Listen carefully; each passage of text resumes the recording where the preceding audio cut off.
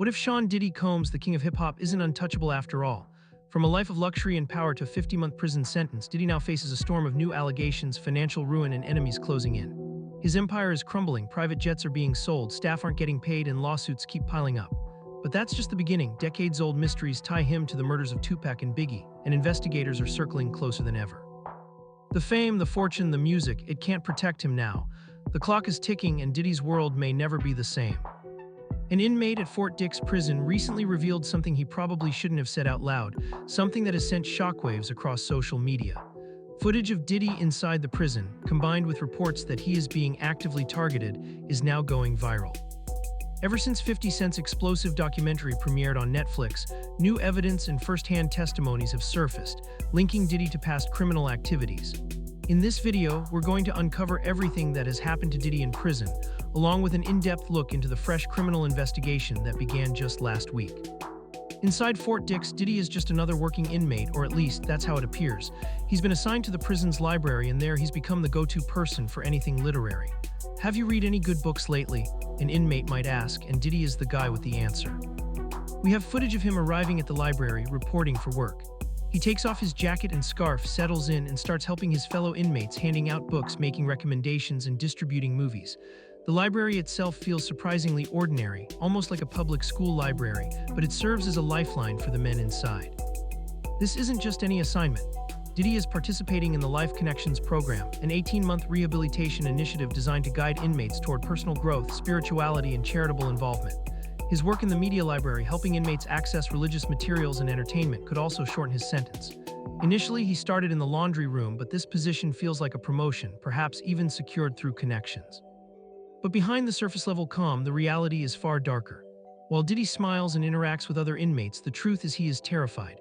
Over the past year, he has been attacked 3 separate times, narrowly escaping death. Whether he was at the Metropolitan Detention Center in New York or Fort Dix in New Jersey, a target has been painted on his back. In one chilling incident, Diddy recalls waking up in his cell to find a man standing over him with a shank pressed to his throat. Thankfully, it was only a warning, a stark message of what's to come. The threat is deeply tied to the nature of his conviction. Although Diddy's charges aren't sexual offenses involving minors, they are still considered sex-related. In prison, that alone can make someone a marked man. Combine that with Diddy's wealth, fame, and notoriety, and it's clear why he is a prime target. Attacking him not only sends a message, but also elevates the attacker's status within the prison hierarchy. Some of these threats are designed to intimidate Diddy, ensuring he remains silent about his connections and does not name names. To understand the danger fully, we need to look back at Diddy's original charges. When he was first taken into custody, federal prosecutors accused him under RICO statutes, yet no co-conspirators were named. Clearly, Diddy wasn't acting alone, and those unmentioned associates now appear to be trying to intimidate him into silence. Legal experts predict that Diddy will spend at least 2 more years in federal prison, and the consensus is clear: he is a target. Court documents confirm previous attempts on his life, underscoring the constant danger he faces. This reality clashes starkly with Diddy's prior life. Never before had he imagined himself behind bars. He assumed that his connections to influential figures like Bill Clinton, Barack Obama, Donald Trump, and even the British royal family would somehow shield him. But the harsh truth of prison is unforgiving, even to someone as powerful as Sean Diddy Combs. Complicating matters, Diddy has reportedly bragged to inmates about a potential early pardon from Trump, a claim that's both reckless and dangerous. Even before arriving at Fort Dix, inmates claimed Diddy was name-dropping Trump during his trial at the Metropolitan Detention Center. In reality, the pardon request was swiftly denied. President Trump confirmed he received a letter from Diddy but has no intention of commuting his sentence. The refusal appears to be influenced by none other than 50 Cent. Every time Diddy tried to leverage his influence, 50 Cent actively intervened, ensuring that the mogul faced the consequences of his actions, from halting potential pardons to producing a documentary highlighting Diddy's alleged crimes, 50 has left no stone unturned. In a striking act of defiance, Diddy allegedly sent 50 Cent a bouquet of flowers after the documentary aired. 50 Cent posted about it on Instagram, interpreting the gesture as a warning, a message that Diddy's anger and frustration were being channeled in subtle but clear ways. The underlying tension between the two remains palpable, and it's a dynamic that continues to shape public perception and legal proceedings. Meanwhile, in prison, Diddy's safety remains precarious. Court documents reveal that during one attack, a corrections officer intervened just in time, preventing serious injury when a knife was pressed to Diddy's throat. Now, reports indicate that Diddy is paying other inmates to ensure his protection, a grim testament to the constant danger surrounding him. Gene Deal, Diddy's former bodyguard and a former corrections officer, has spoken candidly about the challenges of prison life for someone like Diddy. According to Deal, the mogul lacks the resilience required to survive behind bars. The pressures, threats, and isolation take a heavy toll, and if circumstances become too severe, Diddy may even contemplate harming himself. The story of Diddy in prison is one of stark contrasts. The public sees him as a larger-than-life celebrity, while behind bars he faces fear, threats, and the relentless struggle to survive.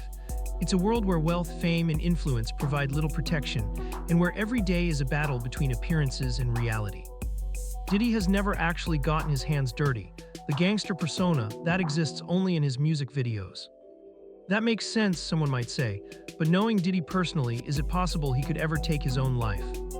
It takes a certain kind of person, someone capable of steel, to prepare themselves for years behind bars, coming from the lifestyle Diddy led. I'm not saying it's impossible, but given who he is, what he's done, and what he's built, I can't see him surviving prolonged imprisonment without cracking. Maybe in a controlled, camp-like environment, it's a possibility. But if he were thrown into a traditional prison for years, I fear he could reach a breaking point. And then there's the reality of who he's surrounded by. Prison isn't kind to abusers, especially those accused of violence against women. Former Mafia members Michael Franzese and Sammy the Bull Gravano have said that if the Mafia had known about the alleged acts for which Diddy is currently on trial, he would have been eliminated long ago. The mob doesn't allow that behavior, it's against their code. And this may explain why Diddy continues to face so much scrutiny and pressure. Consider this: men in the mob commit acts of terrifying violence. Murders that are gruesome, calculated, and brutal, intended to maintain control and command fear. Now compare that to what's being alleged against Diddy: witness testimonies under oath, stories from young women and men who worked closely with him. In the Mafia, if anyone touched women or children in such a way, there would be immediate consequences. That's against every rule and principle they uphold. There were notorious exceptions, Roy DeMeo, Gaspipe, but those men became almost serial killers for no reason. If Diddy were truly operating within that world and they knew what he was doing, there would have been no trial at all. The longer he stays in prison, the more vulnerable he becomes.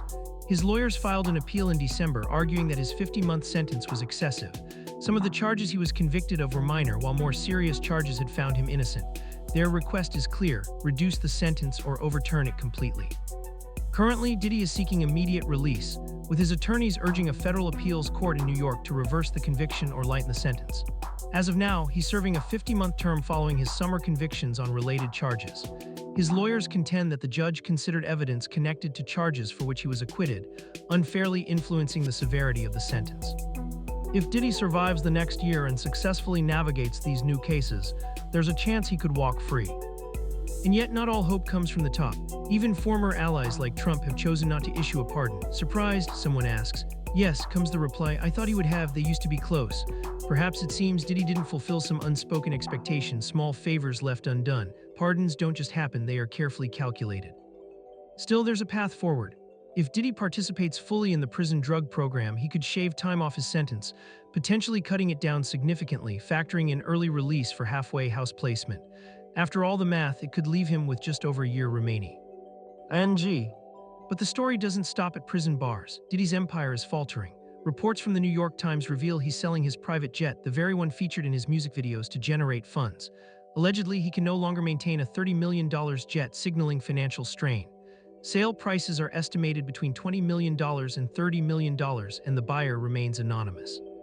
It's a move likely driven by necessity, paying legal fees, staff, and maintaining some liquidity while incarcerated. The legal pressure mounts further. A new criminal investigation has been launched by the LA County Sheriff's Department. TMZ first reported that Diddy was under scrutiny, alongside Jonathan Hay, Rihanna's former publicist, and CJ Wallace, son of Biggie Smalls.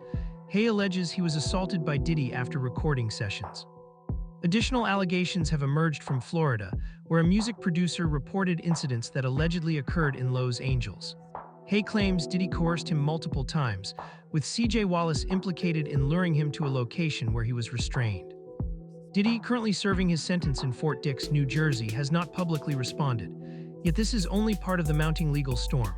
50 Cent's Netflix documentary has unearthed fresh evidence and testimony surrounding Tupac Shakur and Biggie Smalls, revealing alleged involvement by Diddy, with new witness statements surfacing for the first time. The documentary meticulously constructs a timeline of events around Tupac and Biggie, offering perspectives from those close to the situation. Many allege that jealousy fueled Diddy's actions, pointing to incidents like the quad attack and Tupac's suspicions as revealed in past interviews. Detective Greg Kading, who investigated the case in 2008, confirms connections to Zip Martin and weapons allegedly tied to Tupac's murder. Former Bad Boy president Kirk Burroughs claims Diddy orchestrated logistics, including hiring personnel and arranging vehicles for a trip to Las Vegas, the night Tupac was killed. Burroughs now believes Diddy may have been behind the hit. Tupac Shakur's family has launched their own investigation, hiring lawyer Alex Spiro to pursue potential links between Diddy and Tupac's murder. This investigation, previously rumored, is now confirmed, with the family actively seeking answers. While some speculate Diddy ordered Tupac's death, nothing is confirmed. These remain allegations, but the pressure is real.